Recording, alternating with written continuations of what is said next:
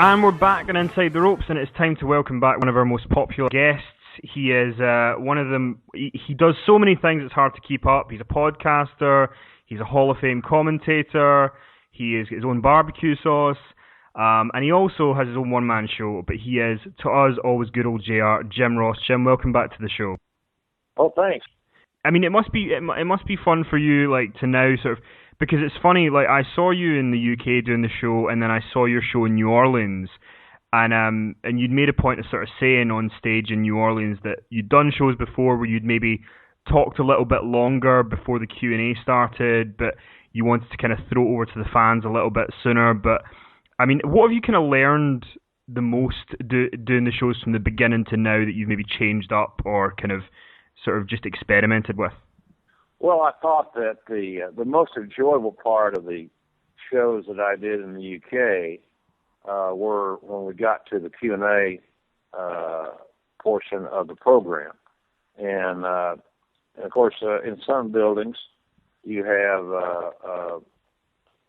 time limitations, or the building, you need to be out of the building by a certain time. So I found that the Q&As are going so well, and the fans are having so much fun interacting, and I was having fun interacting with them, that it seemed like the Q&As, and everybody's got a question, everybody's curious about this, that, or the other, and you never know what's going to come out of their mouths. So I thought that I would shorten the first part of my show up a little bit and tell a few stories and kind of prime the pump, as they say, and then get right into the Q&A portion of the show. So it just seemed like I'm just trying to cater to the paying customer, and just using logic and common sense that the fans want the Q&As, they like them, they have things in their mind, and they don't have a lot of opportunities to interact in this particular manner. So it's basically just giving the audience what they want. And I too enjoy that process. So it's been a real good experience, and I think that's the biggest change is more Q&A and less monologue.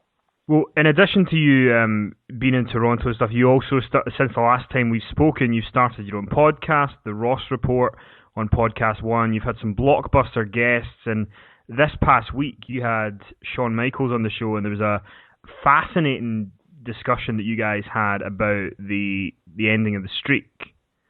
And I mean, I was in the arena, in the stadium when it happened, and I mean, I can't remember the last time as a wrestling fan that my jaw was just wide open and just could not process. You know, like when I was watching it, I almost thought, this hasn't happened until the 21-1 sign came up. And listening to you and Shawn talk about it, with Shawn being so kind of, you know, entrenched in there, and seeing, you know, he was able to say that it was only 4 hours before that the decision was made. I mean, that was a really fascinating discussion to listen to. And I think that that's something that I've noticed personally, that when you have someone who's involved in wrestling like yourself, that when you speak to someone like Shawn Michaels, that there's a rapport there that you're not going to get when he speaks to, you know, podcast A or podcast B, but because you guys know each other, you're able to take it to a level that he might not be able to do anywhere else.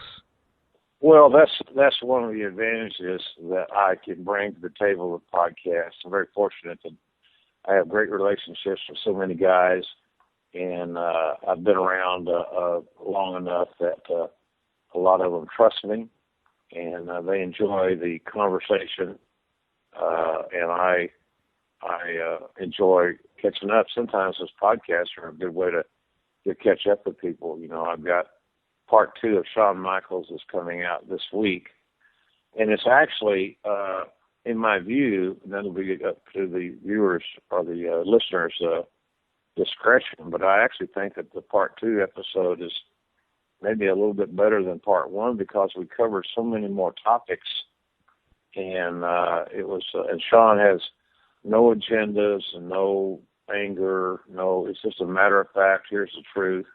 Here's how I feel, and it was really the second part is really going to be a really entertaining and informative podcast. Then next week, I've got Bill Goldberg on.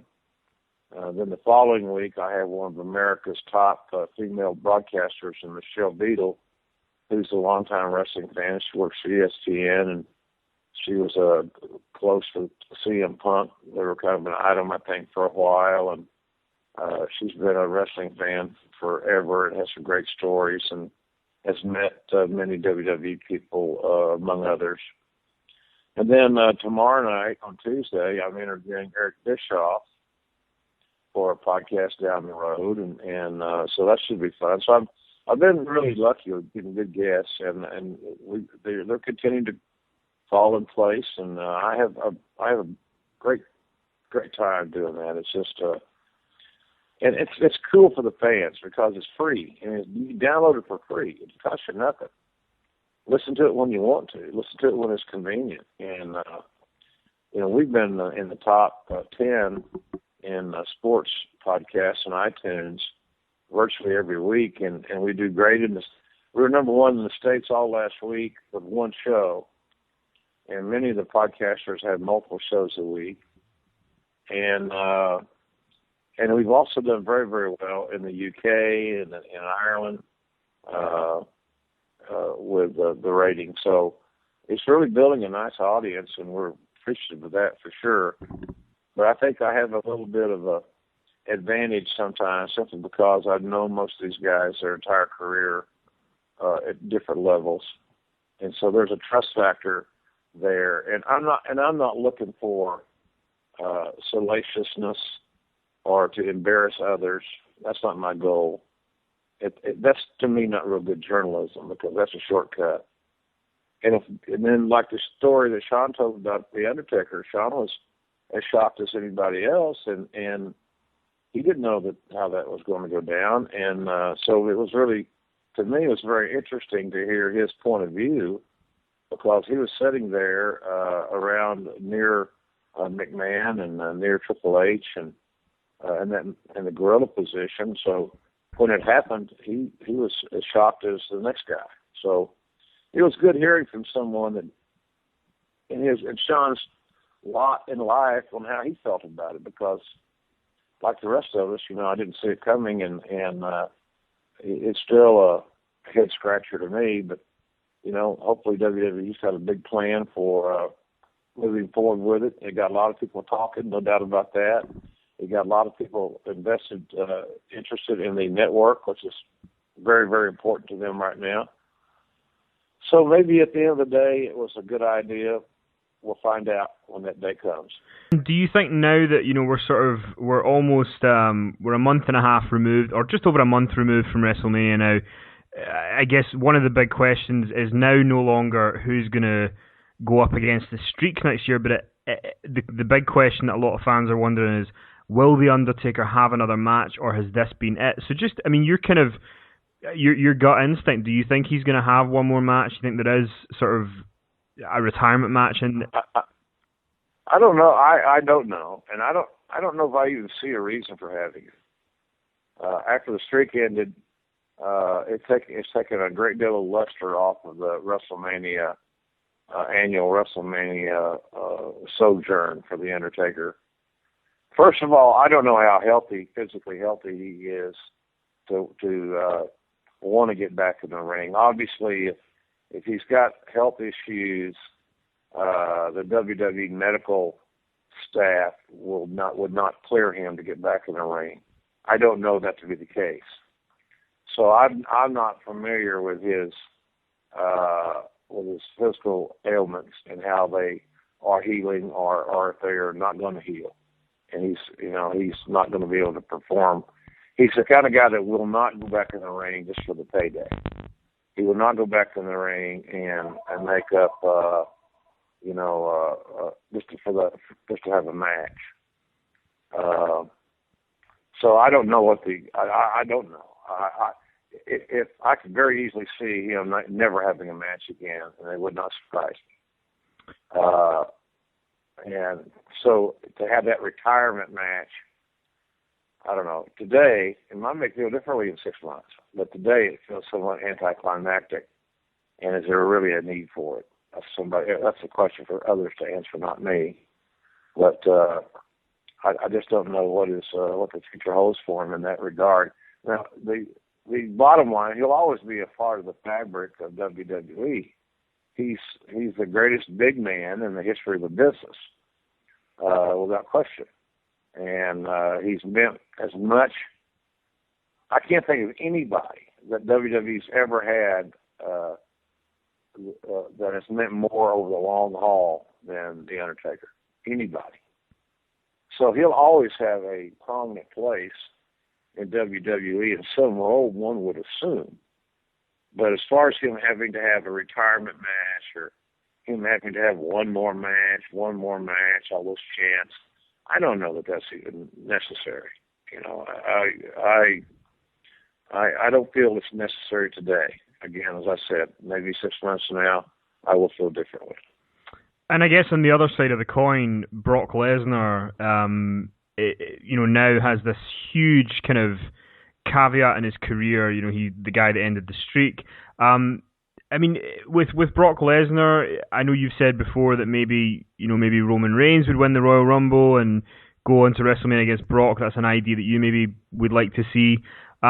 Is there anybody else that you would really like to see Brock go up against? You know, maybe if he comes back at SummerSlam or anything. Is there a match that for you as a fan that you would like to see Brock have? Well, is there one guy? Not really. There's a lot of guys he could have great matches with. He could have a great match with Randy Orton. I think that would be an interesting match. He could probably have a great match with Sheamus. It's all a matter of presentation. You can't really indiscriminately pick this guy out of the roster and pick this. It's like picking a bloom off a rose and say, okay, this will work.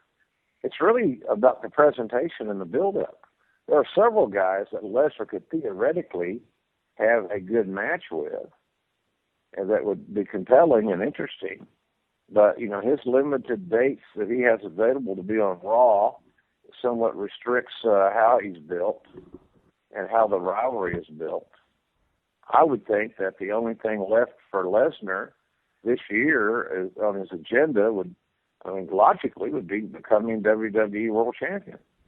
I can't see anything else that's out there that would be compelling television right now, to be honest with you. So at some point, you'd think that Lesnar would begin the chase and making the noise that he wants to wrestle Daniel Bryan and become the WWE World Champion. Now, the argument there is, do they do it at SummerSlam? Do they do it at Survivor Series? Do they, or later, earlier? I don't know. I don't know when they would do it. I would think that SummerSlam obviously has a viability. But I also think that Survivor Series would let Daniel Bryan become a little bit more established there, so that the passing of the torch would mean more. And I certainly feel that Lesnar should be in an amazing role and should not be beaten again until, if he's beaten again, it would be at WrestleMania 31 for me. But there's all that stuff is so subjective. It's like writing a screenplay. It's like writing a soap opera. There's a lot of right ways to book a wrestling card. So for me, WWE has to be smart in monetizing Lesnar ending the streak and build on his momentum and his character and his track record. And then Lesnar goes into WrestleMania 31. He's red hot. And then you make the decision, do we leave it on him and we extend the contract and we have a few more dates or whatever? Who knows? It's just conjecture. Or do we have him ready to pass the torch to a younger guy that's a full-time guy that we believe has the ability to be a viable main event WWE World Champion? But like I said, there's a lot of right ways to write fiction. And that's what it is. You're writing fiction. So there's a lot of ways to skin that cat, so to speak. Yeah, you would hope so. It's funny because when at WrestleMania when Bray Wyatt was coming out to have the match with John Cena, I just kind of had this thing that came over me where I thought this guy, is a new guy that's in one of the main events of WrestleMania, and I think it's been quite a while since we've seen that, and that was really cool to see. It seems like a really good step in the right direction, for especially Bray Wyatt and the other guys that you mentioned. But one of the other things I wanted to ask you, because one of our listeners, when they found that you were coming back on the show, had wanted to ask you this, and I'm sure you've been asked a million times, but I'm just going to ask it just in case there's a new development. Jamie Domican wants to know if WWE approached you about doing stuff for the network or doing, one of the Raw pre-shows or post-shows. Is that stuff that you're open to doing, or would you rather concentrate on other things? I'm open-minded. I'm an independent contractor. I'm a free agent. So I'm open-minded to do any project. This Fox boxing thing was not foreseen, and they came to me and asked if I was interested, and I said, I think I am. I think I'd like to try that. If WWE came to me with a project that they felt like I could contribute to the brand, and that I be a role that I would like, of course I would consider it. I'm not. That's the misconception that people have, and it's just a society that we live in. So I get it, and I get it every day on Twitter. I get somebody sent me I answer Q&As on my website. Somebody said, well, now that Mick Foley's out there being so verbal, you're the second most bitter person in the world toward the WWE.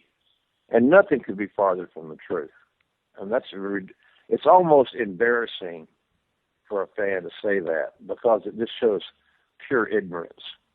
I have zero animosity toward WWE. I don't live my life that way. And maybe younger fans that don't have much of a life right now, maybe they're students, or maybe they're young and they're immature. Maybe they don't have a problem carrying around negativity. I find it to be absolutely distasteful. I only have so much creativity in my body, and I only have so many. None of us know what tomorrow brings. So, I'll be damned if I'm going to live today like with negative thoughts of all these things. My run at WWE was fantastic, and this new network that they have is just going to continue to let people see my work from various decades, various points in time. So, I'm open-minded to anything. If I'm in a position in my life where I can pick and choose the projects that I want to engage. And I've worked 40 years to accomplish that. It didn't happen overnight. So, yeah, WWE came to me with something that we mutually both agreed was going to be a fun project, and it was going to be a win-win. Absolutely. Why not? So I just think that people look at it in such a negative way. And, I was in WWE 20 plus years. I was in the business almost 20 years before I got there. I'm 62 years old, 40 years in the business. I don't understand what that sensation is that people feel like, there's heat, there's all this animosity, it's silly. And sometimes it gets downright laughable. It really truly does. It gets downright laughable. And being a wrestling fan, and being one for all my life, I sometimes get embarrassed for other wrestling fans because that's how they feel. And it's unfortunate and too bad. Yeah, it's quite odd, because when you left last summer, it was like when you had sort of said publicly, I had 20 great years there, it's time to move on, we had a conversation, and that's what we decided. It seemed like for some people that wasn't enough, they just wanted you to bash them at every opportunity. But oh yeah, that's the nature of the beast, and it is the nature of a lot of wrestling fans and wrestling sites. Some podcasts, not yours, obviously, but some podcasts, some websites they build their whole premise around negativity, Mm-hmm. and they feed it, and then people read opinion as being news, and they're two different things. You know, you reporting a score of a football game that occurred is real. That's news. You reporting that your favorite team lost because of poor coaching and and a lack of effort is opinion. And they're two different things. Yeah. So that's my issue with a lot of. That's why I don't do a lot of outside podcasts and things like that, because I just don't want to have to deal with the silliness of the questions of who you mad at today, or are you still bitter? You know, are you this or are you that? You know, are you? It's sad. It's unfortunate. And unfortunately, a lot of the younger people that grow up with that kind of attitude, you wonder how they're going to be as adults.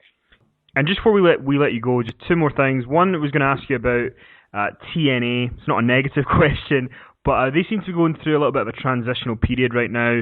I wondered if you've got a chance to check out any of their stuff recently, and if is there something that they could do right now to kind of, you know, pique a bit more interest in the product? Do you think? Because for me personally, the Willow thing is just it's bizarre to watch, but they've got some really good guys on that roster, some really talented people, and you know, I'd love to see them stick around if they can, and just kind of, it just seems like there's always just like one little ingredient missing, whatever it is.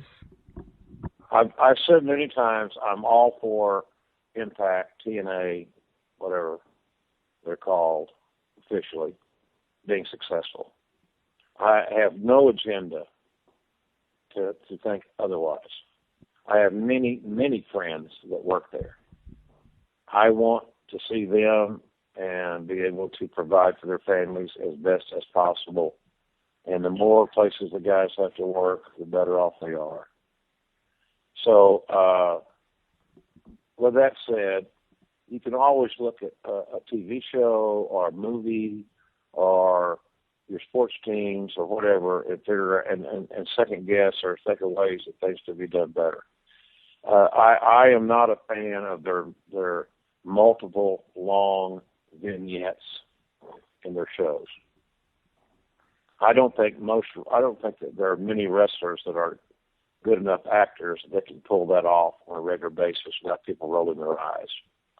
I think that they have a very athletic, very wrestling-centric roster by and large, and those individuals should be the ones that are should be focused upon, and they would do much better off to be the alternative from WWE, where they would have maybe some multiple segment matches, maybe occasionally a 2 out of 3 fall match. They need to make their title mean more, their primary title mean more. And they need to do all they can to eliminate bad acting in the skits and lame attempts at humor. This goes for every promotion that does that. We're tuning in to watch wrestling, in my view, primarily still to watch the in-ring product. If they wanted to watch great dramatic acting, they would watch a skilled actor in a dramatic presentation. If they want to watch comedy, they would watch a comedy program or go see a great stand-up comedian in a comedy store. So I think wrestling misses in that regard. But as far as TNA is concerned, I'm not a big fan of all their outside the ring vignettes. Some of them that set up matches are excellent. The way they shoot them, I like a lot. But some of their vignettes and some of their long talking pieces that expose talent's abilities to communicate, I'm not a fan of.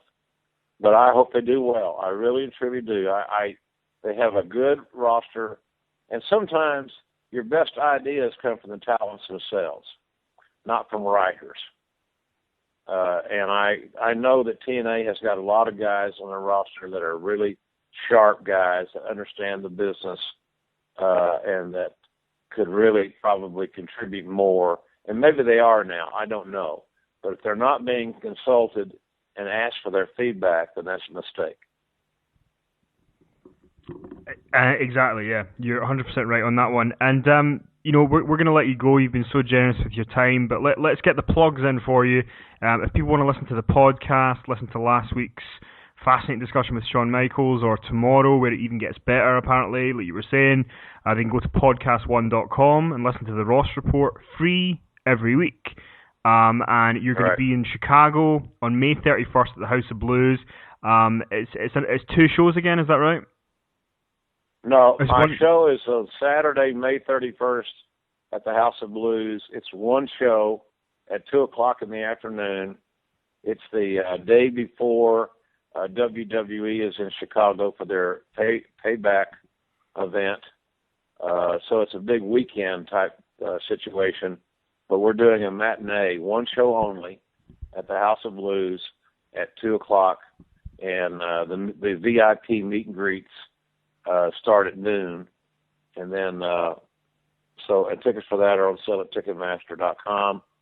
And they'll also be available the day of the event at the House of Blues. So I got that going. The boxing is coming up on Fox Sports 1 on Memorial Day, which is the last Monday in May in the States. Last Monday in May. May 26th. On Fox Sports 1.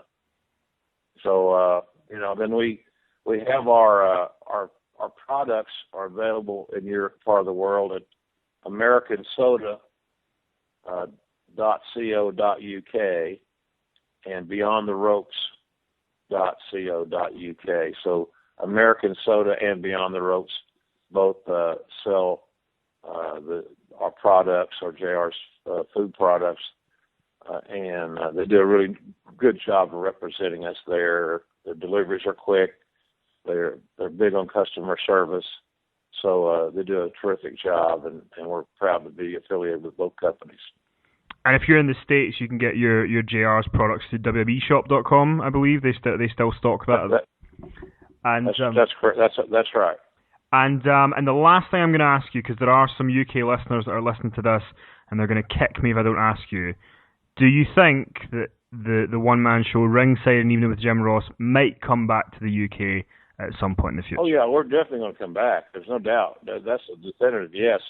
It's just that we don't know when right now. It really depends on the availabilities of my schedule and the venues. Everything's got to match up. But we definitely are planning on coming back. There are a lot of markets that we did not get the opportunity to play the last time, and that we would like to be able to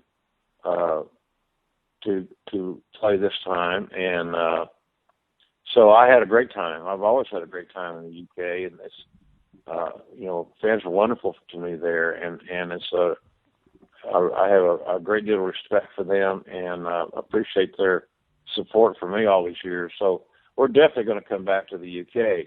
The issue is when, and because I have a management team now that plans all that stuff. I don't know what they've got on what they've got scheduled as far as the long term, but they know that I want to play the UK, and they know that we work with Paul Inwood over there in PSI events, and they did a terrific job. I think they got Chris Jericho coming up. They've had Shawn Michaels there recently, so they do a great job. I'm assuming that we would work with them, but again, I don't know the dates.